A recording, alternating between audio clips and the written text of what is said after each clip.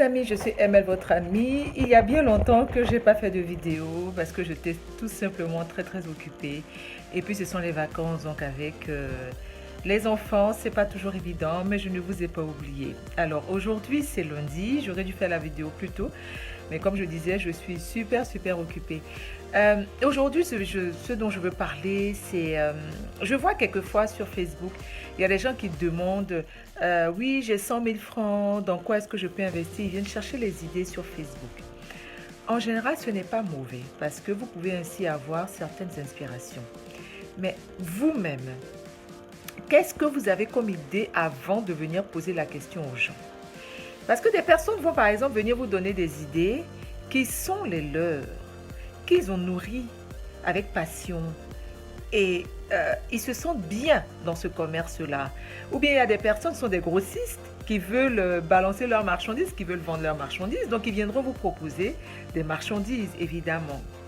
Et là, vous allez vous lancer dans quelque chose qui ne va pas forcément fonctionner. Ça ne veut pas dire que c'est voué à l'échec, mais ça ne va pas forcément fonctionner. Pourquoi? Parce que moi, le conseil que je peux donner, quand on veut faire quelque chose, énumérez déjà ce que vous aimez.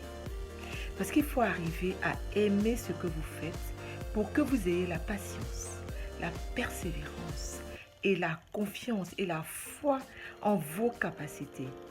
Si vous ne savez pas, si vous n'aimez pas ce que vous faites parce que le voisin a fait, parce que votre soeur a fait, parce que quelqu'un d'autre le fait, ça ne sera pas bon.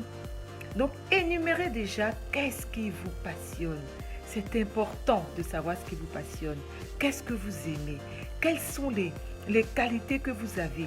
Manuellement, qu'est-ce que vous savez faire? Et là, lorsque vous avez tout énuméré, vous allez voir quels sont les investissements à court terme, à long terme. Qu'est-ce que vous pouvez faire par la suite pour pouvoir développer vos activités? C'est à ce moment-là que vous allez pouvoir avancer dans vos projets. Mais si vous venez simplement demander, j'ai 100 000 francs, dans quel projet est-ce que je peux investir? Vous avez déjà les bases qui ne sont pas là. Vous comprenez? La base, c'est quoi? On vous dit faire commerce de pain. Vous n'avez pas cette envie-là, par exemple, de le faire. Vous faites, quelques mois après, ça va vous lasser. Parce que vous n'avez pas la passion. Regardez les gens qui ont la passion quand ils font quelque chose. Ils n'abandonnent jamais. Donc, ce que moi, je peux vous donner comme conseil, c'est d'avoir d'abord la passion de ce que vous faites. Vous aimez ce que vous faites.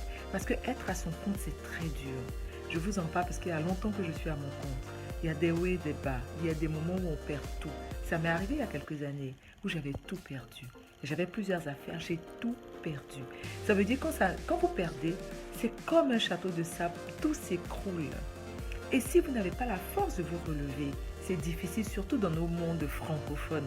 Parce que échouer dans le monde francophone, c'est quelque part honteux. Ce qui n'est pas forcément dans le monde anglophone. Alors, si vous voulez faire quelque chose, mieux vaut, ce que je peux vous conseiller, c'est vraiment de faire des choses qui vous passionnent.